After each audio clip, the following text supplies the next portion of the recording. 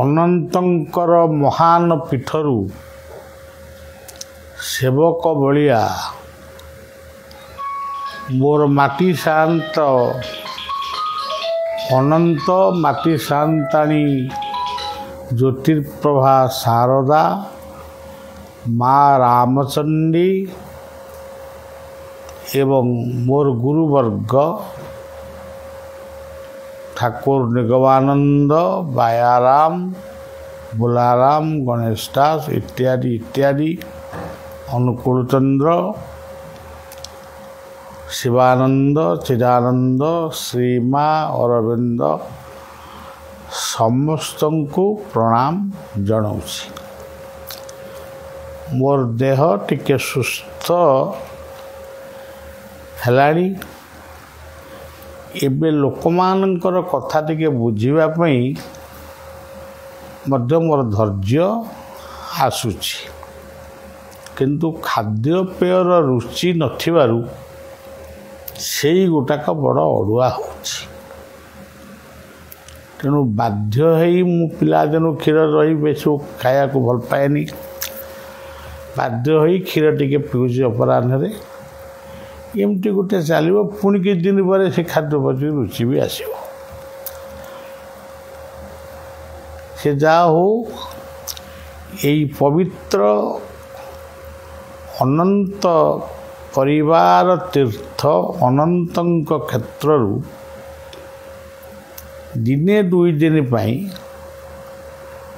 ମୁଁ ପାରାଦୀପ ଯାଉଛି। ପାରାଦୀପ ଆଶ୍ରମରେ ଦିନେ ଦୁଇ ଦିନ ରହିବି। ମୁଁ ପାରାଦୀପ ଗଲେ ବି ଏଠି ମୋର ବେତ ତୁଳସୀ ସବୁକିଛି ଗାଦିଙ୍କ ପାଖରେ ରହିବ। ଯେଉଁମାନେ ଆସିବେ ସେମାନେ ତୁଳସୀ ନେବେ, ବେତରେ ଟିକେ ସ୍ପର୍ଶ ପାଇବେ ଏବଂ ତାଙ୍କ ଦୁଃଖ ଜଣେଇବେ, ଭୋଗ ଟିକେ କରିବେ, ଘରକୁ ଯିବେ। ଅତି ଯଦି କିଛି ଆବଶ୍ୟକ ହୁଏ ଫୋନରେ ମୋ ସହିତ କଥାବାର୍ତ୍ତା ହେବେ ଯେକୌଣସି ବିଷୟରେ। ଇଏ ହେଲା ଆମ ନିଜ କଥାଟା କହିଦେଲି। ଆଜି ଗୋଟେ ଭଲ ଦିନ। ଏ ଭଲ ଦିନଟିର ନାମ ହେଉଛି ହେରା ପଞ୍ଚମୀ। ଆଜି ଜଗଜ୍ଜନନୀ ମହାଲକ୍ଷ୍ମୀଙ୍କର ଶ୍ରୀମୂର୍ତ୍ତି ଗୁଣ୍ଡିଚା ମନ୍ଦିରକୁ ଆସିବେ। ଗୁଣ୍ଡିଚା ମନ୍ଦିରକୁ ଆସି ସିଏ ବଡ଼ ଠାକୁରଙ୍କୁ ନିମନ୍ତ୍ରଣ ଜଣେଇବେ। ଯେମିତି କହନ୍ତି ଯେ କ'ଣ କଳି କଜିଆ କରନ୍ତି, ସେସବୁ ନୁହଁ। ସେ ଆଜି ନିମନ୍ତ୍ରଣ ଜଣେଇବେ।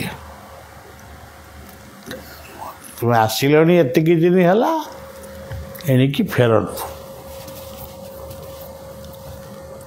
ଗଲାବେଳେ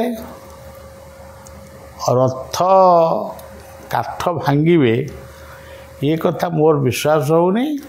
ମୋଟାମୋଟି ରଥ ଦେଇକିରି ଯିବେ। କେଉଁ ବାଟେ ଯିବେ? ହେରା ଗୌରୀ ସାଇ ଦେଇ ଯେଉଁ ବାଟରେ ଆସିଥିଲେ ସେ ବାଟରେ ନ ଯାଇ ଆଉ ଗୋଟେ ବାଟରେ ଯିବେ। ବନ୍ଦାଲ ଜଳୁଥିବ, ସମସ୍ତେ ଭୋଗ ବନ୍ଦାପନା ଇତ୍ୟାଦି କରୁଥିବେ। ଏଇଭଳି ଆଡ଼ମ୍ବରରେ ସେ ଶ୍ରୀମନ୍ଦିରକୁ ଯାତ୍ରା କରିବେ। ଇଏ ଗୋଟେ ଦର୍ଶନୀୟ କଥା। ଲୋକ କଥାରେ ଏଗୁଡ଼ିକ ଆମ କଥା ବା ଆମ ବ୍ୟବହାରକୁ ନେଇ ଠାକୁରଙ୍କ ଭିତରେ ପୁରେଇ ଦେଉଛୁ।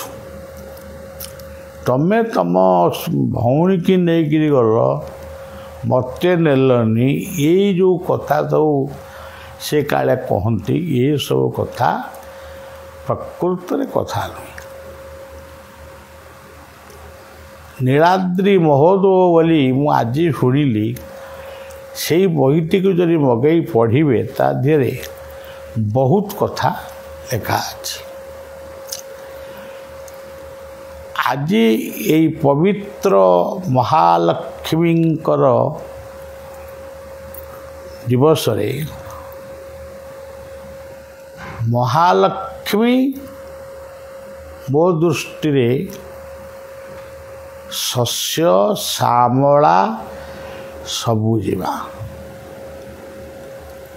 କୃଷକମାନେ ହେଉଛନ୍ତି ଏଇ ମହାଲକ୍ଷ୍ମୀଙ୍କର ସେବକ।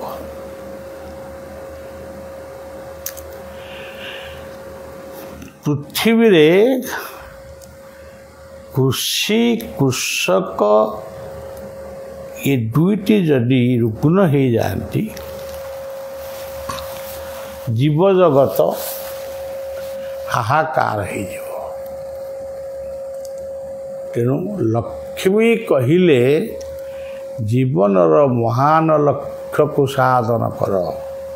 ଏକ ଲକ୍ଷ୍ମୀ କହିଲେ ତୁମେ ଗୁରୁଜନଙ୍କର ସେବା କର। ଏ ଦୁଇ। ତିନି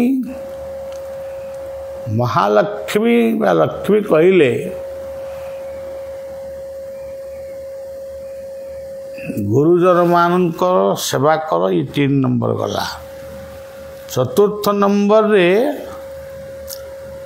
ମହାଲକ୍ଷ୍ମୀ କହିଲେ ଚାଷ କର ଧାନ କାଟ ଚାଲ ଭାଇ ଭଲ ବାଟ। ଏଇଟା ହେଉଛି ବାୟାଙ୍କ ବାଣୀ। ଲକ୍ଷ୍ମୀ କହିଲେ ସଦାଚାର। ସବୁବେଳେ ମନକୁ ଶରୀରକୁ ପବିତ୍ର ରଖ।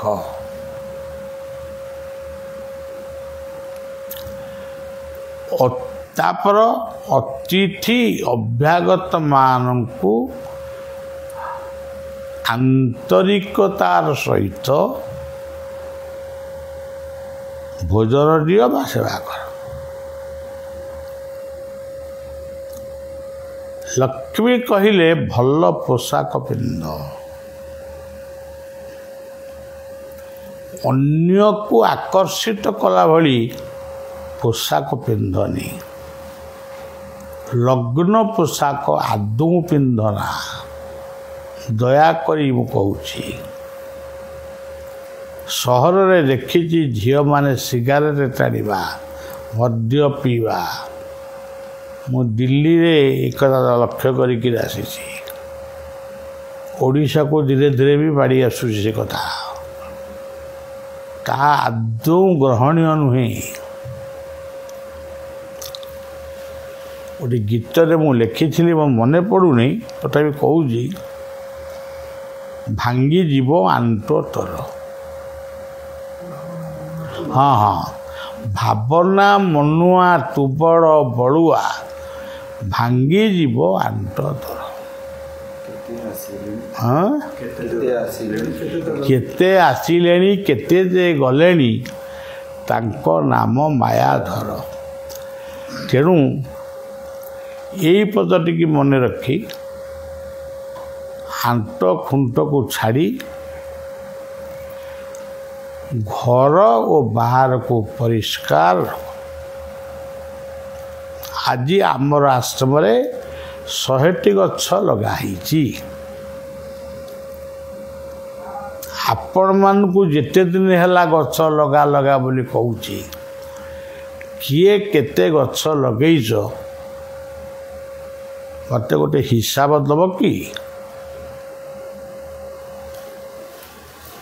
ଗଛ ବିନା ଆପଣମାନେ ଆଉ ଅଳ୍ପ ବର୍ଷ ପରେ ଉଷ୍ମତା ଏତେ ବଢ଼ିବ, ପିଲା ଛୁଆଙ୍କୁ ନେଇ ରହିହେବ ନାହିଁ।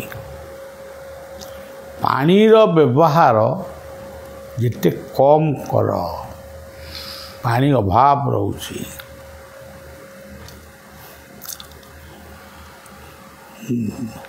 ନିଶା ମାଦକରୁ ଦୂରେଇ ରୁହ। ଏଇଭଳି ଅନେକ କଥା भाई बंधु कुटुंब को नहीं आनंदरे शांति रे बंच अन्य को शांति रे बंचवा को दियो पुणी आसंता काली